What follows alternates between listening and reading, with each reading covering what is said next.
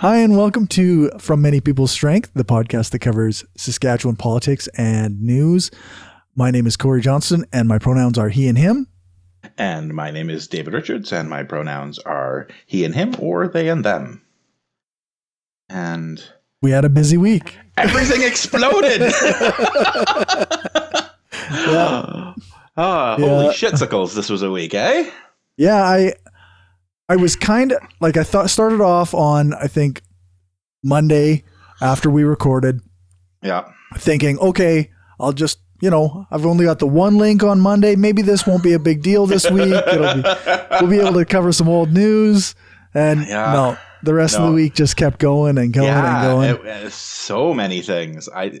This is one of those ones where I will fail, but I will try to keep each topic short. Like I said, I'll probably fail. We'll probably spend half hour on the first topic and then rush through 6 more in the last half hour. But where do we want to go first? I think a good place to start might be the protest outside of Dr. Shahab's house yesterday. Okay. And Scott Moe's reaction to that, he called them a bunch of idiots. And he said that this was sickening and wrong. And I have to agree with Scott Moe that I'm not pleased. Like Dr. Shahab is not a politician. He's a person who was appointed in this role. He's not. I think in my head, I assume that there are going to be people who make equivalencies between this and people protesting outside of like Mitch McConnell's house or like a Tucker Carlson's house. And I think that there are fundamental differences, not the least of which being that Tucker Carlson or Mitch McConnell are intentionally public figures who put themselves out in this way. And Dr. Shahab is just a man doing his job. Yeah. No, I definitely would agree with that. Even the protesting outside Mitch McConnell and Tucker Carlson's house, when those happen, it does give me pause. Like right. Going to people's homes.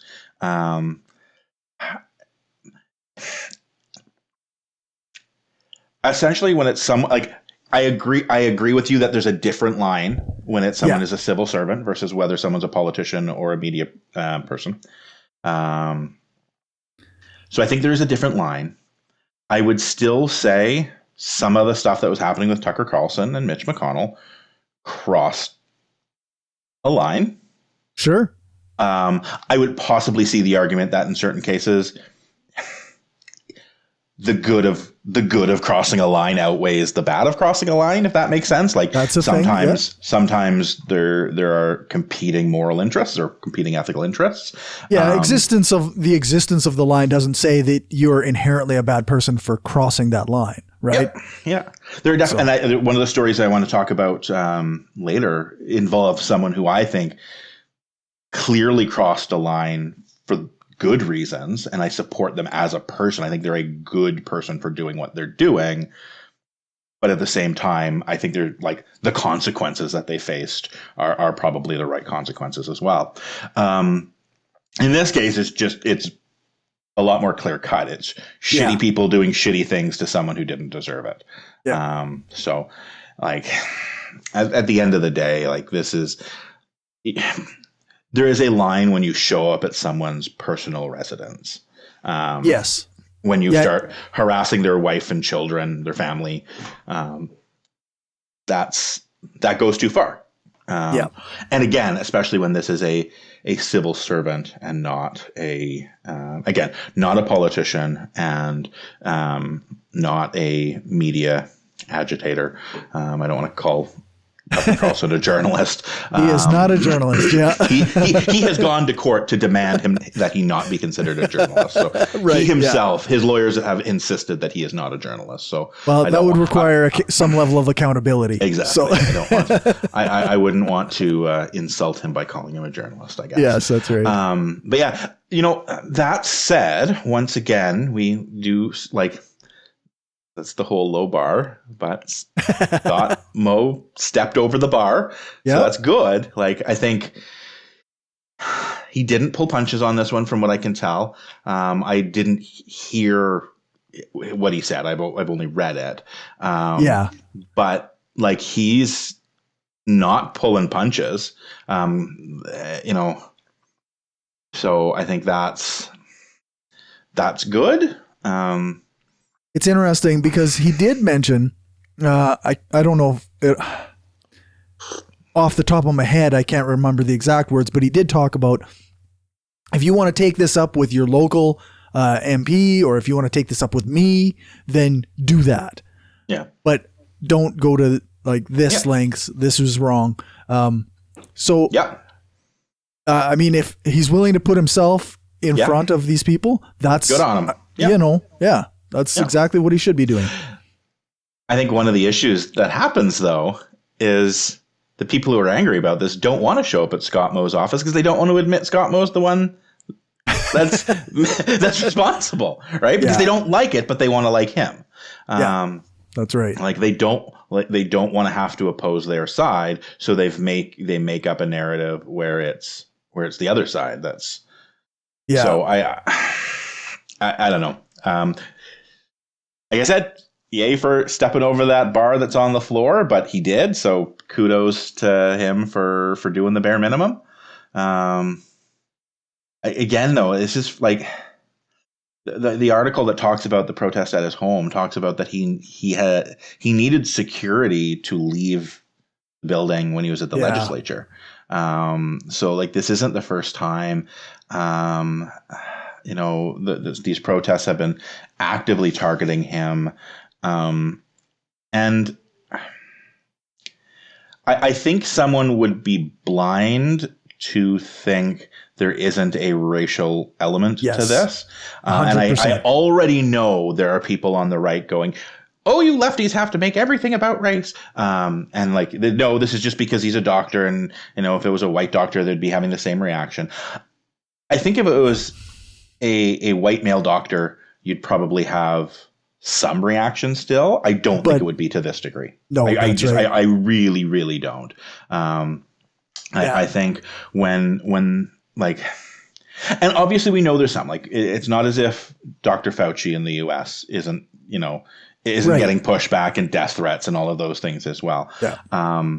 But we see time and time again, and it's when it's women in positions of power, or I guess not power, but influence in this case, or authority or expertise, however you want to phrase it, or when it's someone who's not white and is in a position of expertise. The attacks just are that much higher, and it like any microaggression. This isn't a microaggression, but similar to with microaggressions, it's so hard to identify because you're dealing with nuance. So it's a case where you're saying, if he was white, would this have been, a level? What was Scott Moe's term? I'll use his terms because that way I can be consistent. If this was 8 levels of misguided and idiocy, and if he was white, it only would have been 6 levels of misguidedness or idiocy that was directed at him. We don't know. I'm sure there still would have been some, but it's important to know that these people are in the province. That we and I think we do, but that we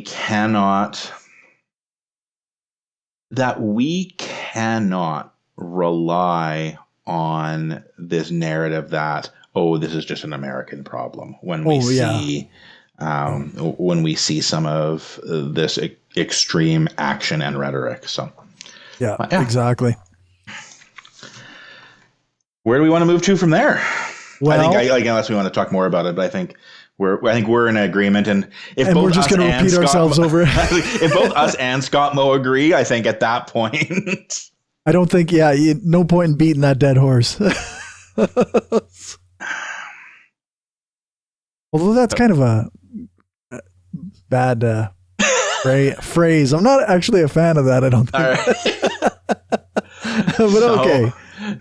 Do we... what do we got? Should we talk about something we disagree with Scott Moe on? Or maybe you don't. I don't know. Yeah, I think I know what this is. And yes, I'm pretty sure we both disagree on with Scott Moe. So the City Council of Regina put forward a motion to ban advertising and naming rights for oil companies, energy companies, quote unquote energy companies. Yeah. And I believe it still has to be voted on. No, it passed. Did it pass? Okay. And Scott Moe said if they put it forward, then he would perhaps pull some advertising money from Sask Power and Sask Energy and Crown corporations from the city. So that's interesting. This is one of those ones where I don't know if it is illegal, but if it isn't, it should be. Having political interference in Crown corporations, like that should be illegal if it isn't. Yeah. Like, and maybe it was an idle threat, but like the whole reason for Crown corporations being Crown corporations is to have them at arm's length from government. Yeah, that's right. You're not supposed to be using them as political, like that. You're not supposed to be using them for that. So, okay, the cynical part of me says that somebody from an energy company or multiple energy companies got wind of this motion and called Scott Moe complaining. And that prompted him to action. Or the less cynical version, still not very good. Scott Moe is so personally attached to the idea of Saskatchewan as an oil province that he personally got offended when this motion got put forward and decided to take action. Neither of those is good. And I Scott Moe being angry about it is like absolutely on brand for him. Like it is. It's there's ridiculous. Lots of people who are angry about it. The mayor is angry about it. The councillors who voted against it are quite angry about it.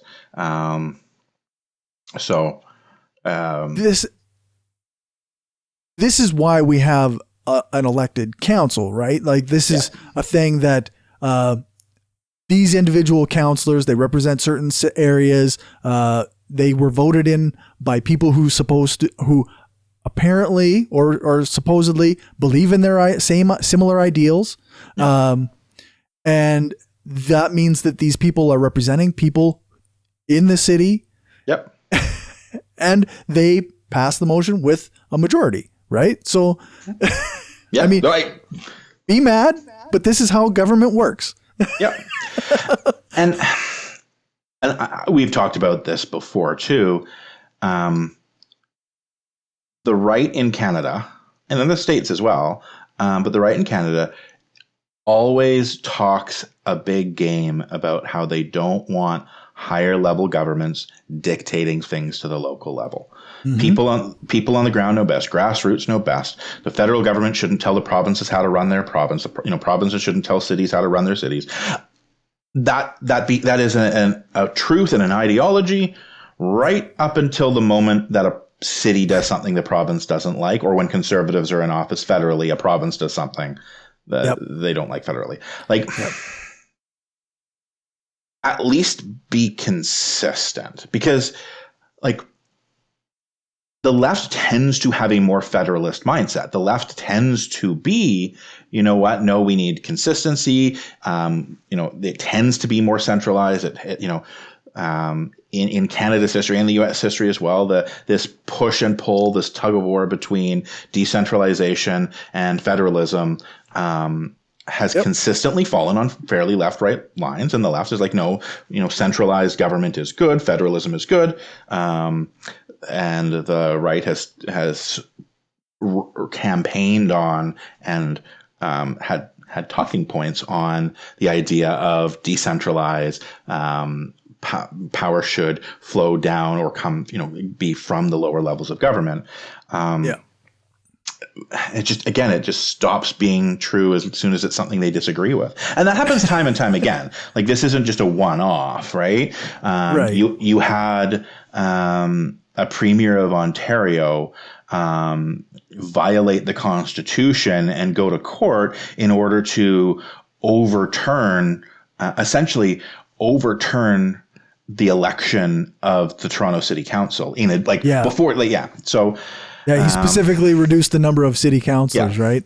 Yeah, in order to manipulate how the election goes. And again, this was decided on at the municipal level. It was voted on. But we see it in Saskatchewan too. And I'm going to be honest.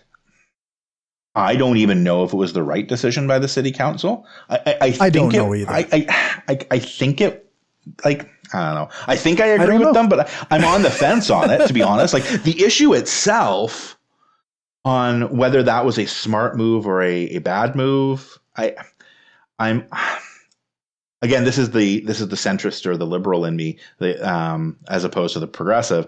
I'm more inclined to be like, hey, if you're going to advertise, here are the steps we need you to take in order to promote clean energy, things like that, right?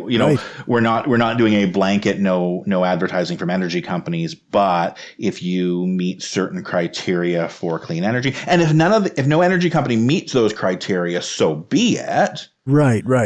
Like, then you say, hey, we're not doing it as a blanket ban. We're saying, these are the values of our city. We want to be a carbon neutral city by 2050. That's a goal of the city. We need to honor that. But again, is this thing where it's Regina City Council's power to make that decision. Like, that's their decision to make. Yeah, if it's a right decision or wrong decision, it's their decision to make. Yeah. And people in Regina are allowed to be upset about it, just like I'm upset about decisions the province makes, and I can write to my councilman and I have a lot more. I have a lot more sympathy for the mayor and for the councillors who voted against it, because they're like, this is their constituency. Like, it's their job to make the case for why this is a bad thing. They believed in something different and they lost the vote. Mm-hmm. They're allowed to be upset. But even like things like, you have the mayor of Weyburn is getting on social media and flipping out. Like, can you imagine? Who's the mayor of Weyburn right now? I don't remember his name. But can you imagine if it was the other way around?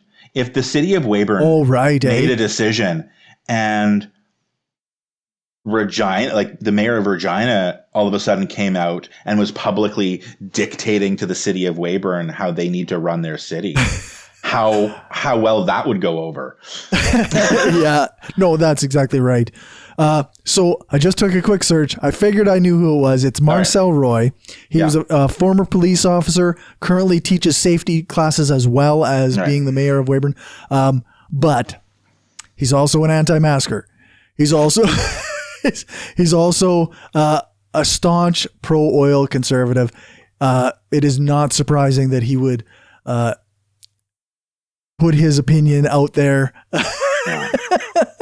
I know the guy. So I'm not going to say anything bad about him, but we disagree on everything. That's fair. But again, right? Rightly or wrongly, this idea, Yep.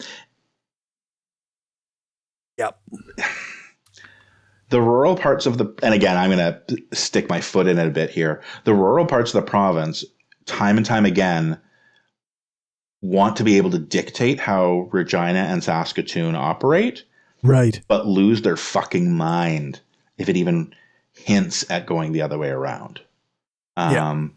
Like we have a province that is like at the provincial level, the provincial government is run by the rural parts of the province.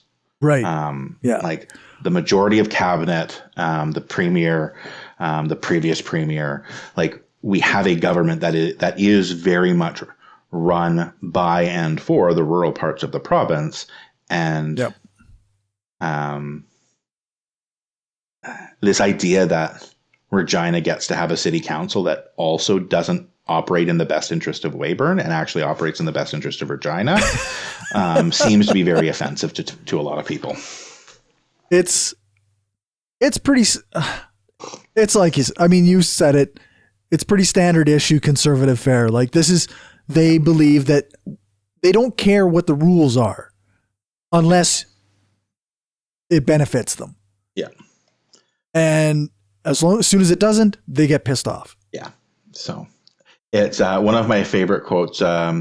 John Klein is a friend of mine, and I disagree with John Klein on more than a few things. He is someone who over the 15, 20 years I've known him, has certainly been to the left of me on a lot of things. Okay.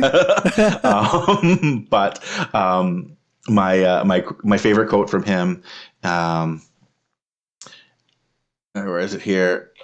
Oh, he was sharing it. Never mind. I apologize. His quote was, our last corrupt premier had to slink away to work directly for Alberta fossil fuel companies after their direct payments to his party, which were then redirected to his bank account as a top-up party leader payment, caused a minor scandal. Someone was responding to him saying, if Brad Wall was in charge of fixing my street, it would cost $2 billion, be paid by a company from France, and Bill Boyd would end up ripping off some nuns. Because of course Brad Wall jumped in talking about how our streets in Regina are all paved by asphalt, which of course has oil in it. So the implication being is if we don't want to allow oil to advertise, we shouldn't have roads. Fuck off. These fucking guys. Okay, I've been pretty like good with my swearing, but fuck off. Yeah. Oh my God. Mm-hmm. Yeah. So it's if you don't love oil and hug it every day, you don't get to fucking have anything. Yeah. That's how it is. Yeah. Fuck off. In my mind, then, though, if we're going down that path, I still go back to if you don't want to fight for gay rights, then you're not allowed to go on the internet ever. Yeah, no, exactly. Yeah, if you want to be one of these guys who doesn't, you can't question anything, or else you. Yeah. I guess we better stop breathing because we're not hugging enough trees. Like, come on, guys. Yeah. So it's. Do we want to stick with Scott Moe and him being? Yes, let's angry at Pfizer. We got a theme. Yeah. Scott Moe is angry at Pfizer. Yeah. I guess not that the other premiers in the country are not. True. Yeah, that is fair. But there was the temporary slowdown of vaccine shipments. Yes. And Scott Moe has decided to voice his concerns. He jumped on the Doug Ford bandwagon of putting a firecracker up somebody's butt, I guess. Yeah. Yeah. And like, yes, we all, like, you and I are pretty pro-vaccine. Yep.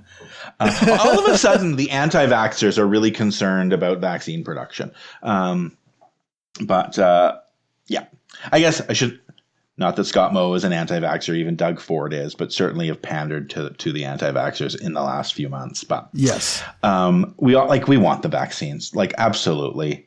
Yep. But if there's technical issues at a factory. Yes. What is supposed to happen here? Like, okay, so Pfizer says we're going to slow production for a couple weeks so that we can do some rebuilding or we and can upgrade the facility. And upgrade the facility, and we can maximize production later, and we will get everybody caught up after this. Yeah. Yep. So, I mean, it is a 2-week slowdown, which isn't great. And I don't want to say that it's great. Oh no, it sucks. But come on. But when a multinational conglomerate has a slowdown because they're upgrading facilities, this idea that, had it just not been Justin Trudeau as Prime Minister of Canada, this wouldn't have happened. Oh yeah. Like, it's nonsense. Yeah. You and I are critical of Ford and Moe. Yep. And I'm sure over the 17 weeks we've been doing this, there have been times where I have unjustly criticized Moe for things that are outside his control. That's probably right. Yeah, I'm sure we have. I'm sure I have. Like, things that were, I maybe disliked how he handled it, but I should, put more emphasis on acknowledging that regardless of how he handled it, there may have been a negative result, or his handling probably had no impact on the result, even if I disagreed with his handling. Right. But the level to which these guys seem to think Trudeau is the cause for every single thing in the world they don't like is remarkable. It is, yeah. And it's good to have, it's good to have someone to pin stuff on, I guess. Like a scapegoat, boogeyman. I don't know what to call it, but like, yep. I don't know what Moe thinks. I was going to say, I don't know how Moe thinks he's helping by this, but he's not helping practically. He's helping politically. He's helping. He's helping to deflect blame, and anytime anything goes wrong, you can blame Trudeau. So he's not to blame for it. But like publicly stating that you want the government to light firecrackers up the yin yang of a pharmaceutical company executive isn't a productive thing to say. No. Also, can we once again say governments dictating to private industry, governments micromanaging private industry's decision-making process around when to upgrade and when not to upgrade facilities and production factories is a communism, as you put it last week, right? Like, you're doing a communism.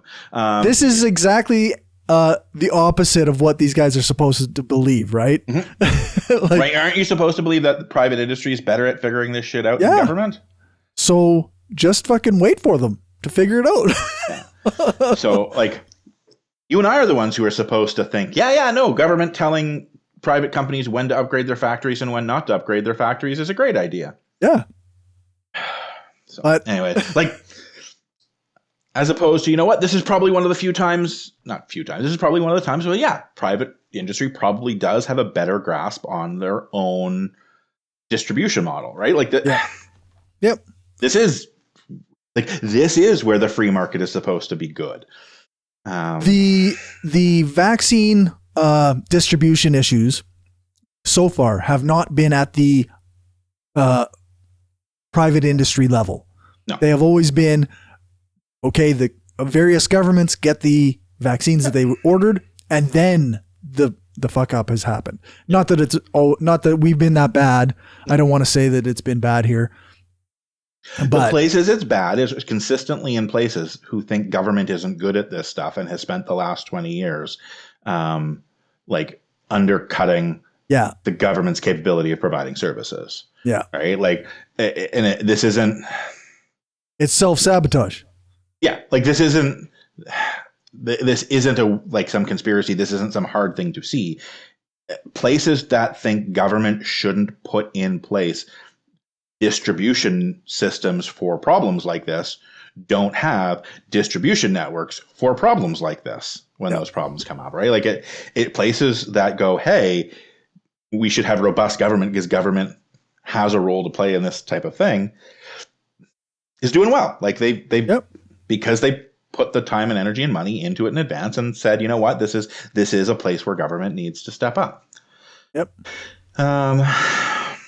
Do we want to talk, wrap up some of the Moe portion of the evening? By talking about Moe's decision to join in with Kenny on his Joe Biden temper tantrum? Yes. Okay. That'll be our last Moe story of the evening. We will have no more stories after that. Yeah, that's right. No Moe stories. Yeah. Okay. Where is it? Well, I mean, I kind of know this one off the top of my head, right? Joe Biden he canceled the contract for the Keystone XL pipeline.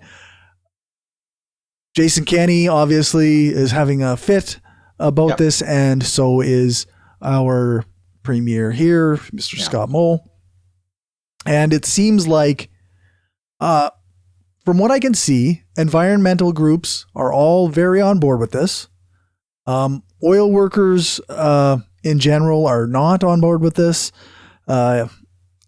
Myself, I find myself in a position where I don't care.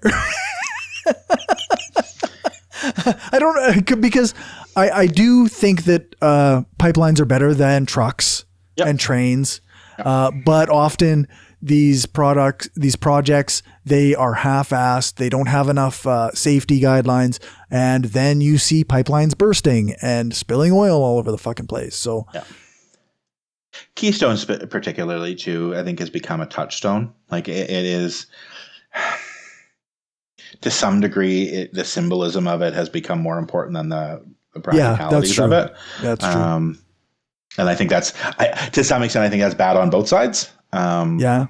I think both sides of the debate are looking far more at the symbolism of it than the practicalities of it. Where I think, like, this project was dead. This project was dead the moment, whichever day in November we can consider Joe Biden having actually won. Anyone who has listened to Joe Biden for the last several months would have known that leading in. Investing money in this pipeline, it was a bad move in the last year. It was a gamble on Trump. It was putting your money on Trump to win. I think there is a potential if Moe and Kenny actually want to do what they can to get this pipeline built. If you actually want to get it built, as opposed to just wanting to make a political stunt out of it. What you do is you do what Trump did with NAFTA, is you make a big deal about it ending, and then you rebrand it and have the new thing be 99% the exact same as the old thing, and you just don't call it Keystone, right? Yeah. Like, you call it something else, because the name is poison at this point, right? Yeah, the name is poison. Right. You will not get Keystone through. And this is definitely a very neoliberal approach, right? This is everything people are scared of Joe Biden being. But what you do is you say, all right, we've scrapped Keystone XL. We will not bring Keystone XL back, but we are open to discussing other environmentally sustainable projects that still support energy, blah, blah, blue, blue, blue. And then, like, you do Lock Rock. Right. YL, right? Like, and it's not Keystone, it's Lock Rock. And you then move on and you have this new project that hires the same workers, uses the same materials, makes money for the same people the other project was going to make money for. Ideally, what you do at the same time is you also put in place greater environmental regulations to ensure ideally from a left-wing perspective, better environmental protection, and from a right-wing perspective, lower, better risk management of, legal and reputational risk that can come about from things like spills. And you recognize, again, this is cold-hearted, you recognize the public relations nightmare that is being disrespectful of Indigenous land rights, and you figure out a way of avoiding that public relations nightmare. Again, this is I think from a moral or ethical perspective, that's more important. But again, if you're being if you're a Scott Moe or a Jason Kenney and don't really give a shit, then at least recognize, if your actual goal is being able to sell the oil, you take the Rachel Notley approach. Right? Yep. So, as opposed to big public temper tantrums that force the issue, that force the other side to push back. Because if you're going to get in a pissing contest with Joe Biden, all that's going to happen is you're going to get wet. That's right. Yeah. It's the greatest. The one meme that I saw was it's the Thanos meme with Wanda Maximoff. She's like, "You took everything from me." And he's like, I don't even know who you are. And it's true. Joe Biden probably does know who Jason Kenney is. Maybe. From a memo he read, right? Right. Or oh yeah, I think I met him that one time, because I think Joe Biden is the type of person who does remember people. But he does not care. He doesn't care. Alberta's not that big. Saskatchewan's even smaller, and neither one have American voters in them. Right? We're not going to influence the midterms in 2022. No. No Saskatchewan, well, I'm sure there's some people in Saskatchewan who get to vote in the midterms because they're American residents living here. But dual citizens. We do not matter.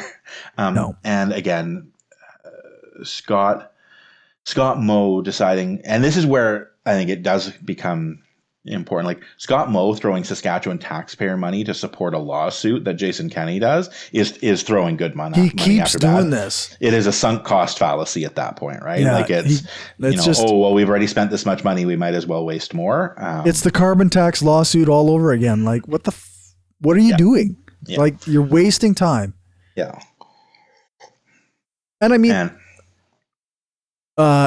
from their perspective, actually, Justin Trudeau is doing everything that he can do to benefit Saskatchewan and Alberta oil industry. Yep. He has no power in this situation either. The most he can do is ask Joe Biden for, more consideration or a favor or something. And he's spent he has spent a lot of political capital. Quite frankly, I think he's stupid for doing so from a purely, again, this is that purely cutthroat perspective again. I think he's stupid for how much he's done for Saskatchewan and Alberta. He risks a lot of political capital in places that might actually vote for him.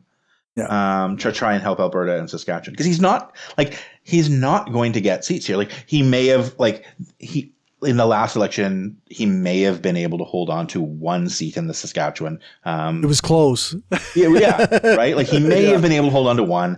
There's, one or two seats in Alberta, Edmonton, that may go one way or the other. But for the most part, he has sacrificed a lot more political capital helping the Prairie provinces than he should from a purely pragmatic realpolitik perspective, because he's losing out on a lot more votes in BC, Maritimes, et cetera, Quebec especially.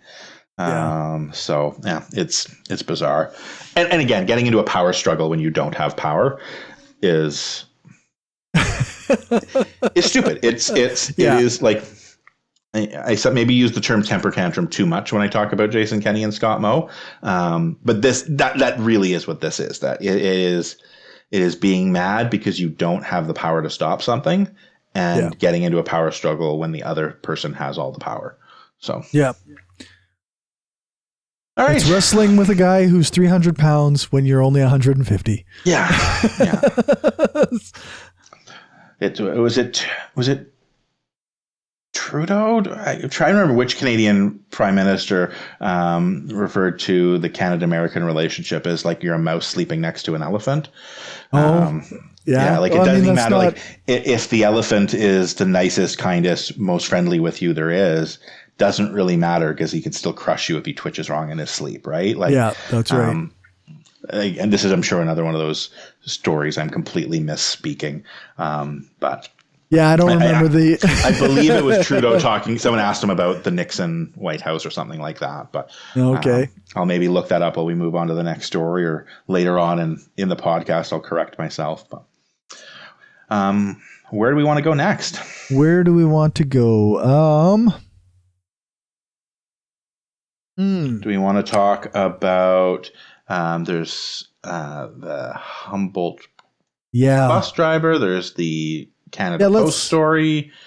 The Humboldt bus driver. All right. The father, I guess the one I clicked on this time is the father of the Humboldt Broncos bus crash victim. Father of Humboldt Broncos crash victim says deporting semi-driver responsible would increase suffering. So that's because in our other article, they are planning on deporting him. So, which I think just is part of the laws, but I'm not entirely sure. But I agree with the father's assessment. Like, it's not doing anything beneficial. Like, nobody's helped by this person being, this man being deported. It might give some people a sense of justice because they want like a vengeance type response, but I don't feel like it's actually helpful. Yeah. I think a lot of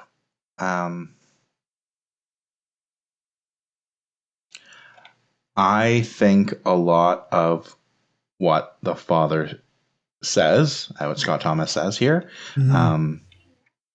speaks to what is good in this province. I think you and I both can get a little negative at times. But I think, again, I think this does speak to the province's values. Recognize, like he speaks about how he recognizes the suffering of Sea-Doo. He talks about how, like, yes, the results of what happened were horrific and violent, but that was not, this wasn't out of malice. And he talks about reaching out with Sea-Doo's family, communicating with them, and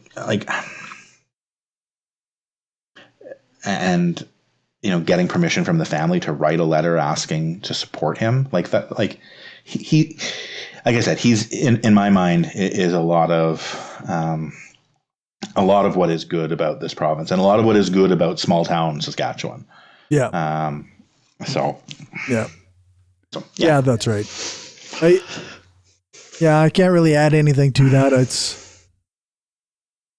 It's nice to see somebody who has suffered a tragedy extend goodwill to somebody who is in part or is responsible for that tragedy. Yeah. And I think, we move into the broader story here. I think we speak to direct consequences for Sea-Doo. What I would also like to see are stricter rules and enforcement around safety. Well, yeah, something that would actually prevent this, right? And consequences for trucking companies that push their employees to do unsafe and illegal acts. Because this didn't come about because Sea-Doo was drinking. It didn't come about from maliciousness. It didn't come about because he was speeding at an unsafe speed or drive. It came about because he was overtired, because the regulations around what truckers are allowed to and supposed to do are unhealthy and unsafe. And the enforcement around it is unhealthy and unsafe. And when truck drivers are caught violating it, they face personal consequences, and there's virtually never consequences for the trucking company who fires them if they don't break the rules in the first place. Yeah, that's right. So then, like you say, the company itself perpetuates the not following of rules over and over again, and then things like this happen. Yeah. Yep. I used to talk about in hockey. Again, me and my weird metaphors. The way to get rid of behavior in hockey that you don't want to, whether it's fighting or other dangerous play, is if a player gets a suspension, you're not allowed to fill that spot. They still use up a spot on the roster. You will see an end to offenses that get people suspended. Yeah.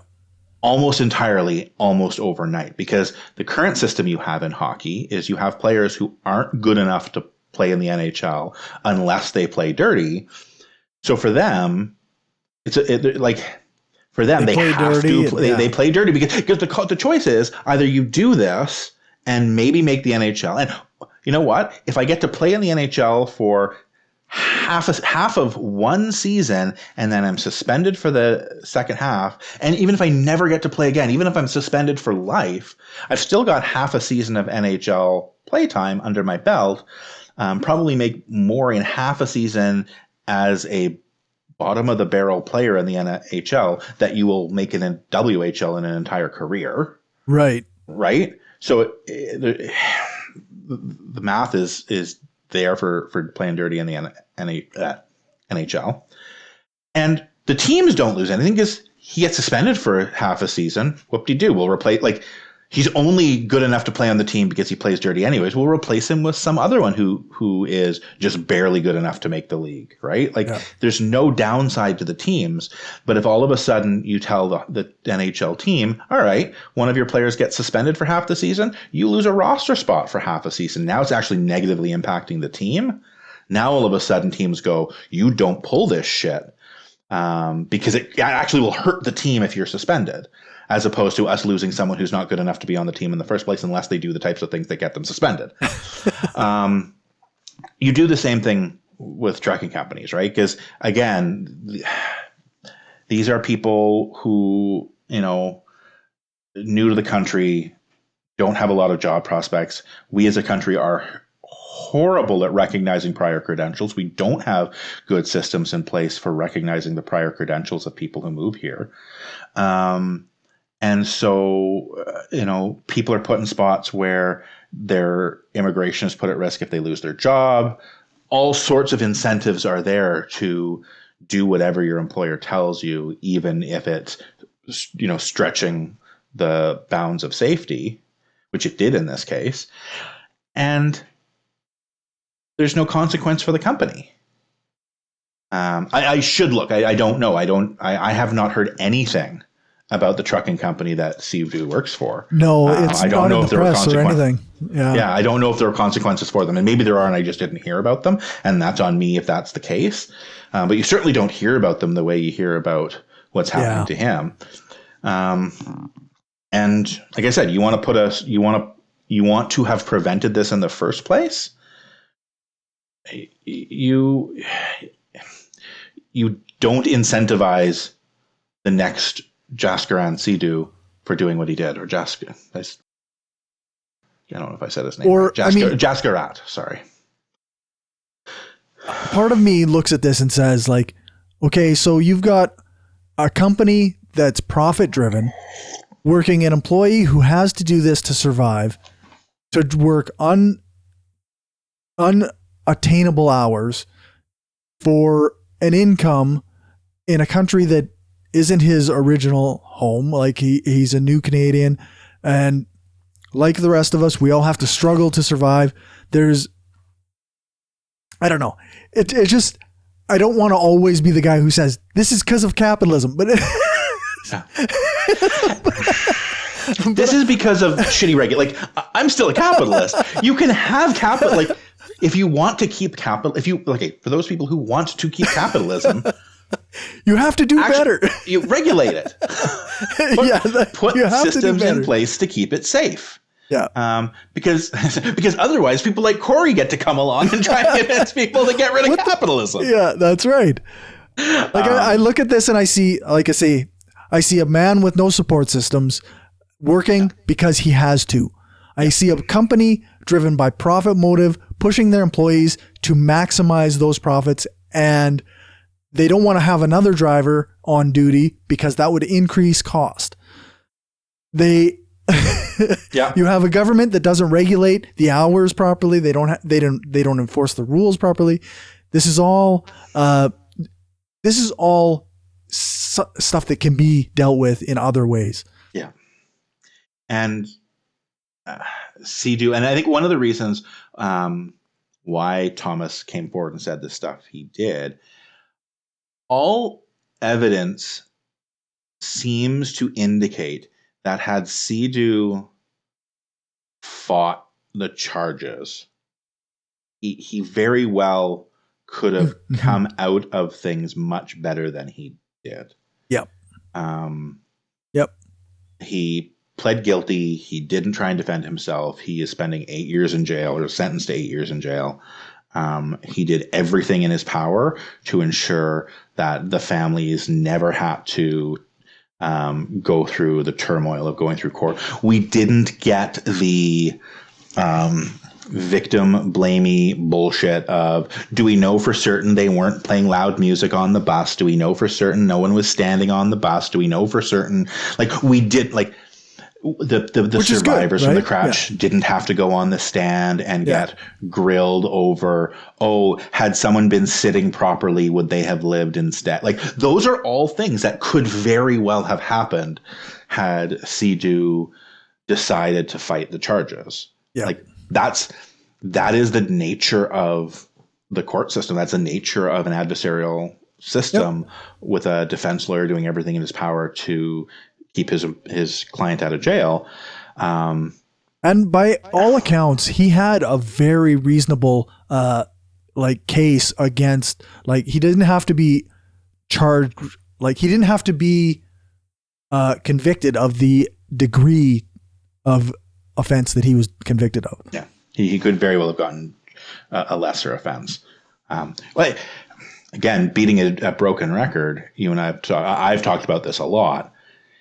He did the same thing Scott Moe did, and Scott Moe got a ticket. Right. Yeah. Like, it's like blew through a stop sign because he was tired, got in a car crash, caused loss of life. Yeah. Like, that is both Scott Moe and Jaskirat Sea-Doo. They both had the same thing happen.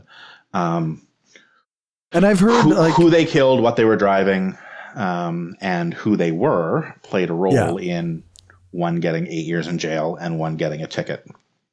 Yeah. And one of the things that I've heard is that, like, and I don't know the law very well myself, but in general, we do not have a system that says, okay, for every person that died, you get a punishment. Right. It is one offense, right? Yeah. So on paper, they are technically would have been charged with the same offense.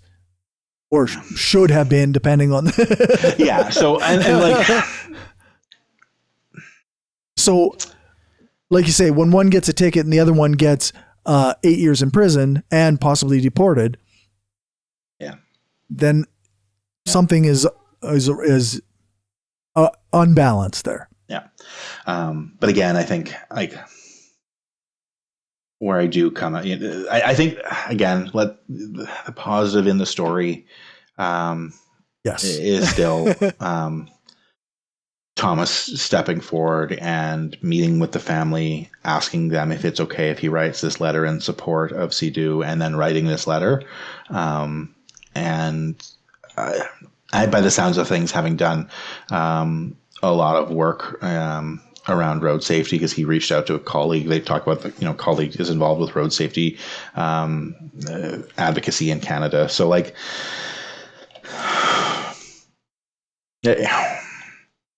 he did the right thing. It's heartwarming to hear that side of it. I hope Saskatchewanians and Canadians can do the right thing and the difficult thing, because again, fixing laws, enforcing laws, maybe having to pay an extra 3 cents for, whatever is, something that's shipped to the store because the shipping takes a little longer, is like, those are the hard, difficult things. It's easy to put a hockey stick on your front porch and get angry at an immigrant. Right. Yeah. But I think I hope that, maybe someday the difficult things can get done out of this as well. So,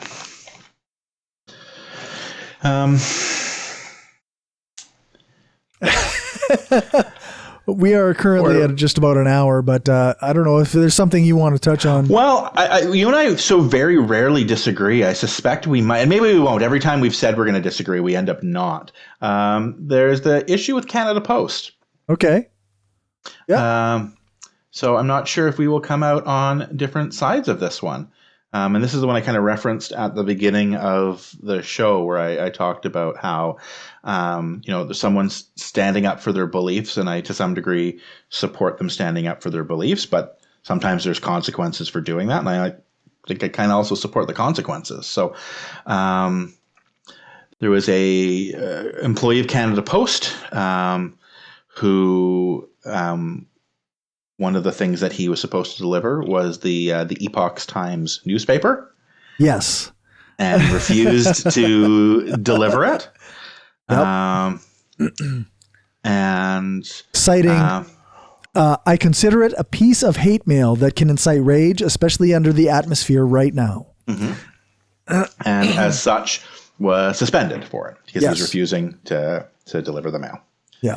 So I am curious as to your thoughts on this. Well, I mean, I think honestly, Canada Post should have refused this. Canada Post would not promote Nazi propaganda. They would not promote a variety. There's a number of things that Canada Post will not send as ad mail through the mail, and they should have refused this. This employee, I felt, did the right thing. I full disclosure, I have also worked with Canada Post and in a mail delivery service. And when I saw these boxes, many boxes of these delivered to a town, I delivered them. But I also wanted to burn them. I did not. I delivered them. Yeah. But I know what Epoch Times is. It's trash propaganda. Yeah. And misinformation, and it's harmful, and my ethics tell me that I should not have delivered these, and they shouldn't be going to people's houses. And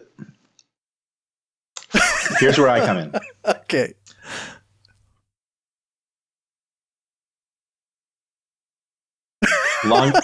Long-standing meme. My religion prohibits donuts, so I'm not going to eat donuts. That's perfectly okay. Right.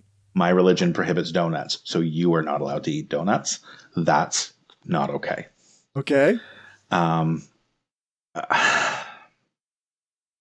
That's where this falls for me. If it is hate speech, we have systems in place for identifying that. We have human rights courts, we have human rights tribunals, we have human rights laws, we have hate speech laws. So if it is hate speech, we should be addressing it as hate speech.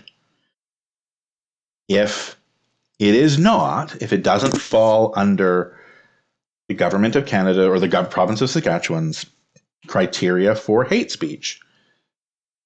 The government should not be refusing to allow speech. And the government shouldn't be denying a government service based on the moral beliefs of an individual government employee. Because that's true. Yeah, that's right. Right? Yeah, like that's right. That's where it comes down to for me. Because like I agree with his moral stance. I think some of the Epoch Times issues are overblown. Epoch Times has always been propaganda, and it's always been a little sketchy. But it's only since 2016 that it's gotten right wing. Like it wasn't a right wing paper until 2016. It existed for 16 years, earning all sorts of awards for press freedom. It was one of the first media outlets to document the Uyghur concentration camps in China.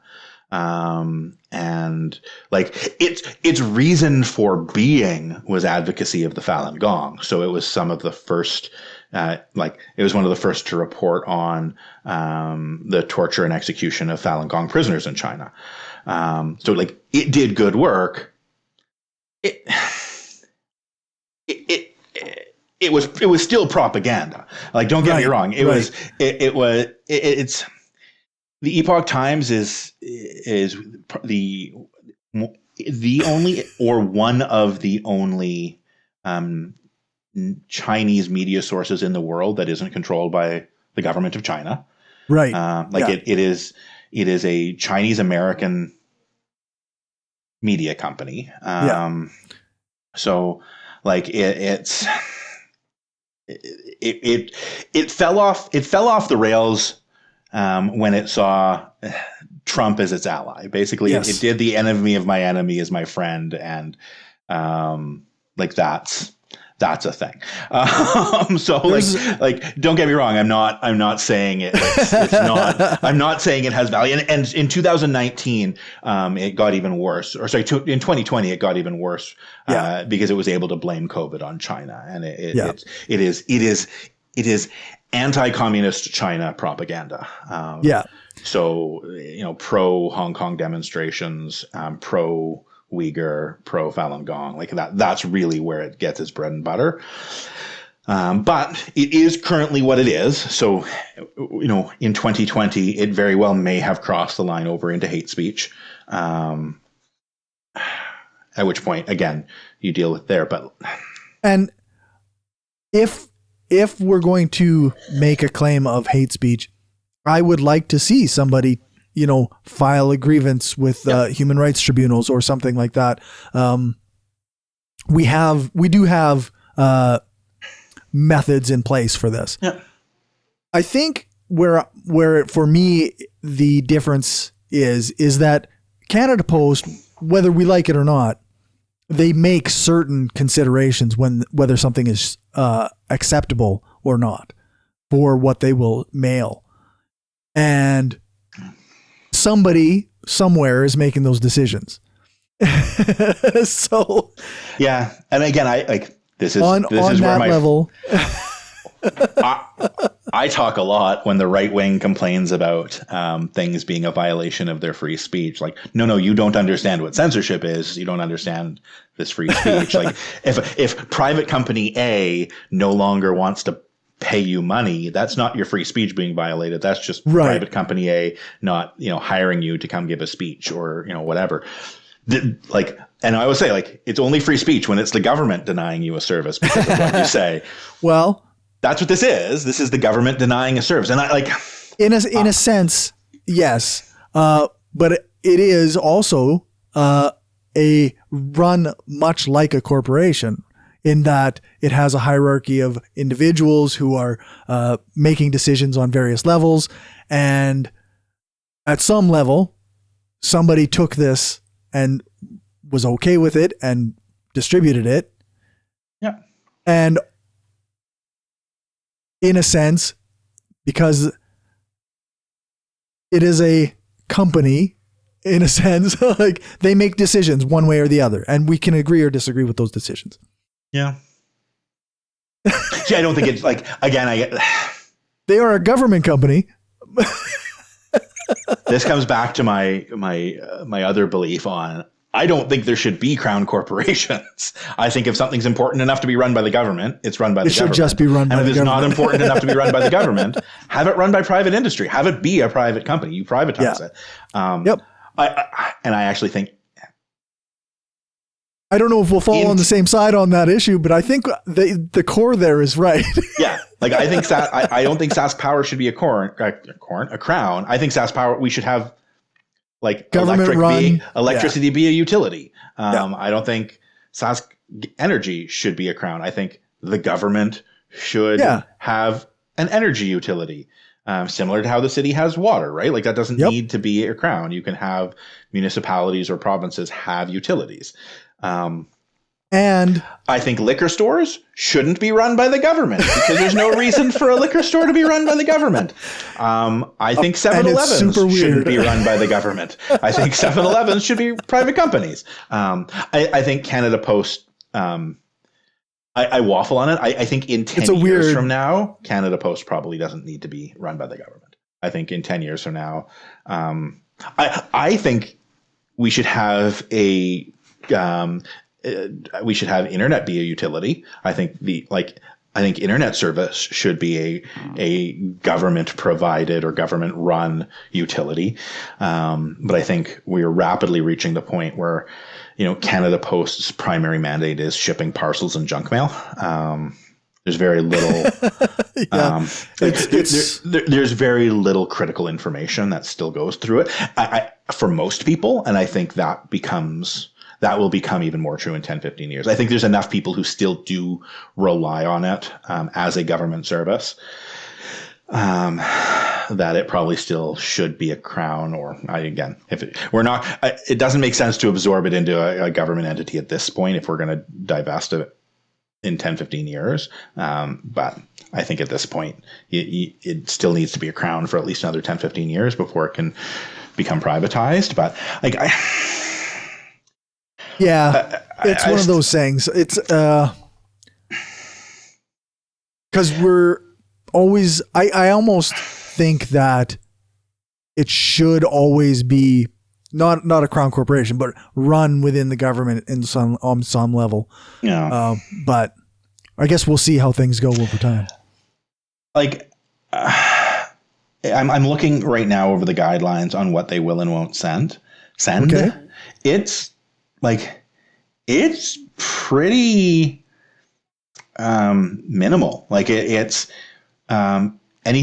not allowed to send anything that's prohibited by law. So if it's illegal, obscene, or fraudulent. So again, you may run into issues with the Epoch Times being fraudulent if some of their COVID information crosses the line, right? So again, but we have systems in place for determining that. Sexually explicit material unless it's covered in an opaque envelope with the world's adult material written on it. So you cannot send adult material unless it's in an opaque envelope and it's indicated as such. Yep. It's got to be in a bag so you can't see the explicit. Right, because then you don't want someone accidentally opening it and seeing something they didn't intend to see.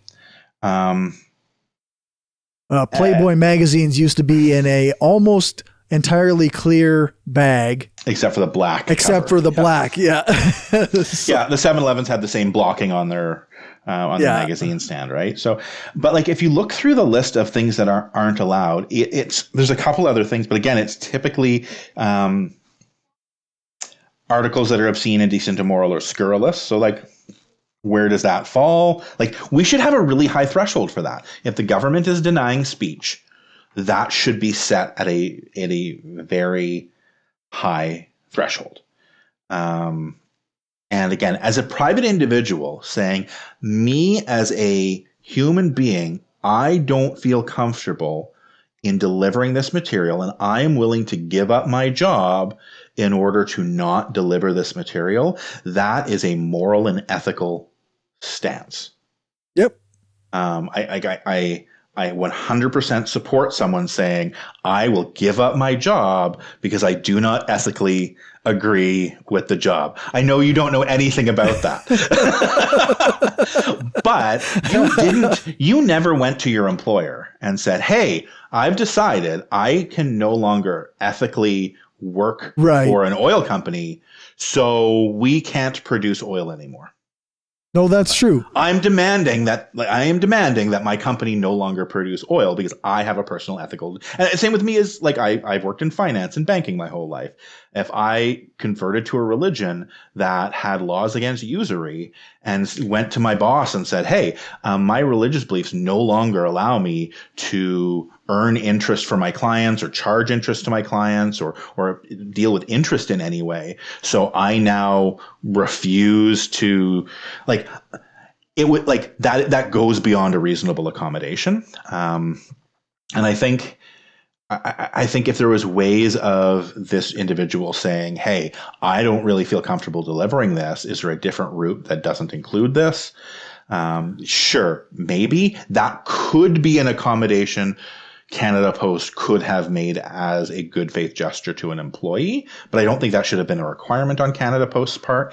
And I think at the point where he's just refusing to do his job based on a moral belief, even if I agree with the moral belief, I don't think the government should be weighing in on what morals are good morals and what morals are bad morals, because I don't trust the government to do that well. Right? Like at what point, like in 2 years from now, when there's a Canada Post employee who, as a result of a decision in favor of the employee this time, says, oh, perfect. We're allowed to refuse delivery of things if it goes against our deeply held personal moral beliefs. I refuse to deliver anything that's coming from LGBTQ plus organizations.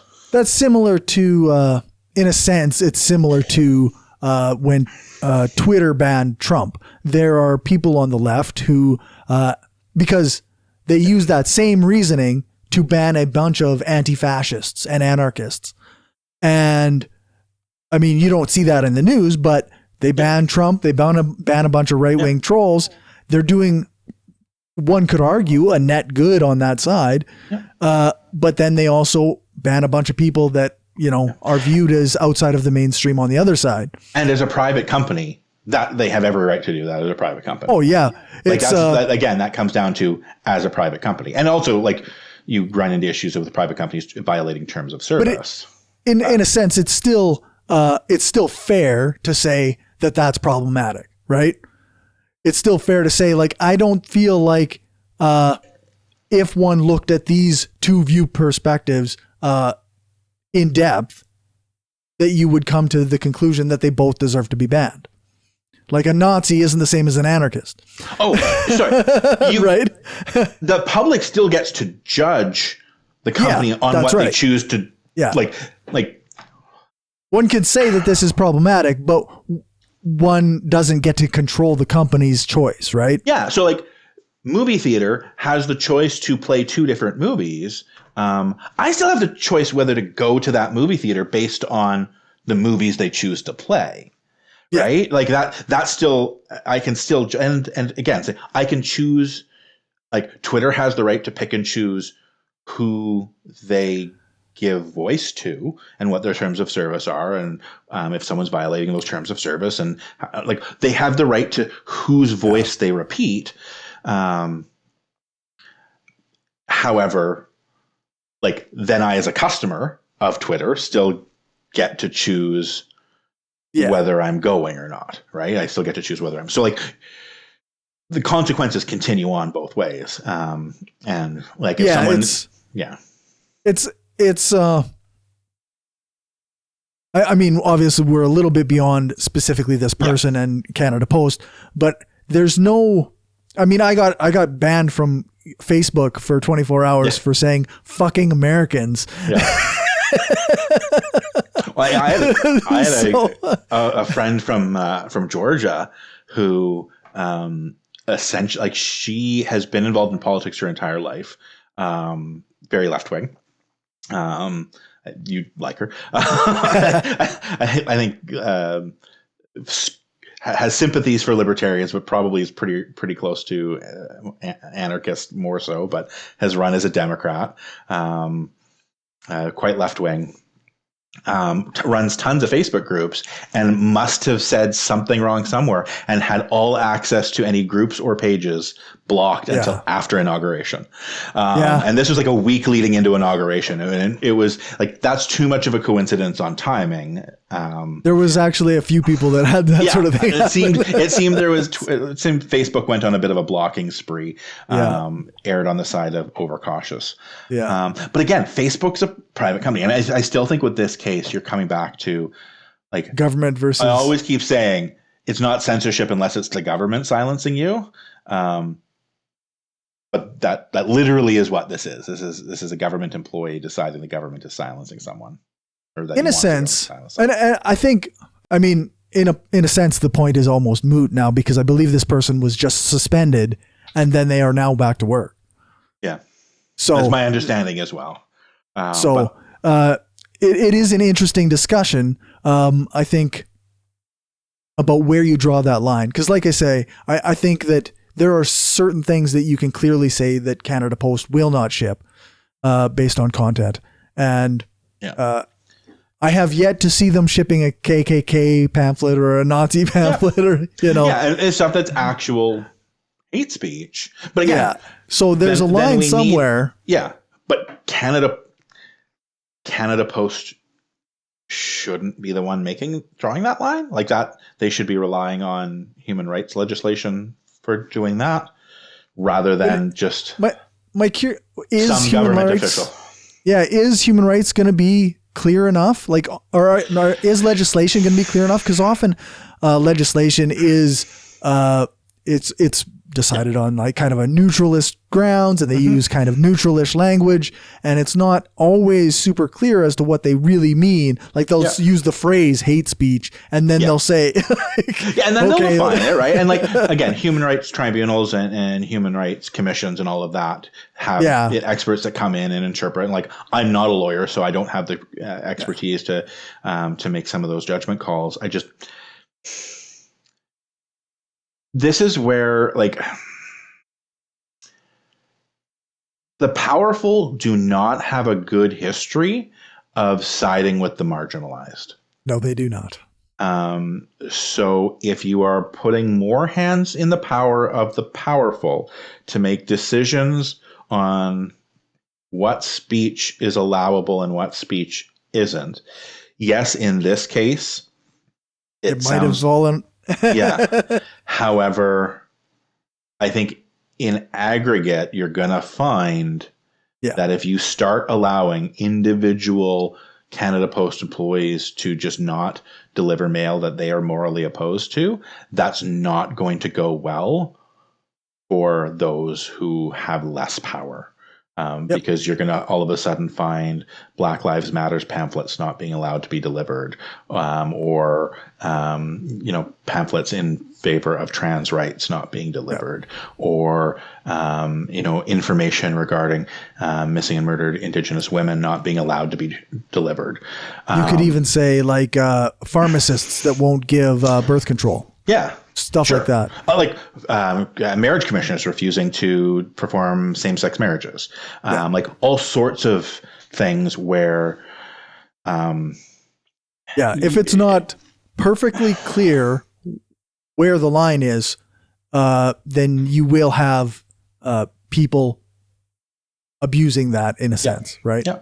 So, like I said, I just think on this case... good on him for being willing to make a sacrifice for his own moral and ethical beliefs. I admire this person for making the choice that they made. Yeah. And I think, and again, I think the consequences of him being suspended were the right consequences. I honestly think had he been terminated, it wouldn't have been that probably would have, being suspended and then being able to go back to work, I think is a reasonable consequence. Yeah. So And again, I don't know the rest of his employment history and all that. And no, that's right. There's nor should I, like that shouldn't be something that's public. No, that's right. That's right. Yeah. But again, I think, yeah. So nope. That's that one. So we slightly disagreed. Yeah. Yeah. Slightly. Yeah, slightly. I think that while we can debate this sort of thing, I think that's the kind of nuance that a lot of times right wingers don't get between various people on the left. This is really that classic difference between a small L liberal and someone who's like more on the progressive side. Because like this is, greater, like I'm all about like, no, personal freedom. And you're like, no, state control. Yeah, sort of. Yeah. But also, yeah. You're doing a communism rather than an anarchism. I'm doing a communism more than an anarchism. Which also comes down to there really isn't a clear cut. Like anytime you are any one thing, you're probably not drawing on the strengths of enough places. Right. And I think there's strengths in anarchist ideas. There's strengths in communist ideas. There's strengths in liberal ideas. Heck, I'm sure there exists strengths in conservative ideas somewhere too. We'll find them eventually, I'm sure. So before we go, I just want to, once again, Reddit is the gold mine. Oh, did we get some more feedback? Well, not specifically on the content of our video, but somebody decided to try to attack me with some toxic male stereotypes about my noodle arms that couldn't even break a window. What kind of anarchist am I anyway? I've seen your arms, man. Of the two of us to pick on, I think they've got things a little backwards. I'm the flabby one. Like you frickin' work out. You're at the gym like what, 37 times a month? Well, I try to do it regularly. But the thing that I was not offended by any of it. That's fair. Except for the one thing where they called me an anarchist LARPer because anarchists sit around discussing philosophy. This is perfectly what I do. I am not pretending in any way. Yeah, that's fair. And I'm the LARPer. Not as an anarchist, just in general. I like LARPing. So. And there's nothing wrong with LARPing. It seems like they're picking on the wrong person. I'm I wouldn't say noodly arm. I'm too fat to be noodly anything. But well, I'm the one who's antagonized them many, many times. That's fair. That's fair. I'm not threatening enough. Yeah, they don't like me very much in the Saskatchewan Reddit. So that's fair. But it's fun. I love antagonizing. Right. I'm glad to hear you're fighting the good fight. Yeah, it's good. All right. Well, thank you for joining me. I guess we should do our thing. Yeah. So people can go onto various social media and tell you have noodly arms. That's right. You can find us at anchor.fm/FromManyPeoples. If you want, I checked and you can leave us a voicemail. It's cool. I hope it's cool. Try it. You can find us on Twitter at SKPoliticsPod. Our Facebook is facebook.com/FromManyPeoplesStrengthPod. And our email is FromManyPeoples@gmail.com. Awesome. So, well, enjoy leg day. Yeah. Thanks again for doing all that you do to make sure the technical parts of the show work smoothly and people get to actually listen to us and I get to just sit around and talk. So thank you once again, Cory, and I will see you next week. You bet.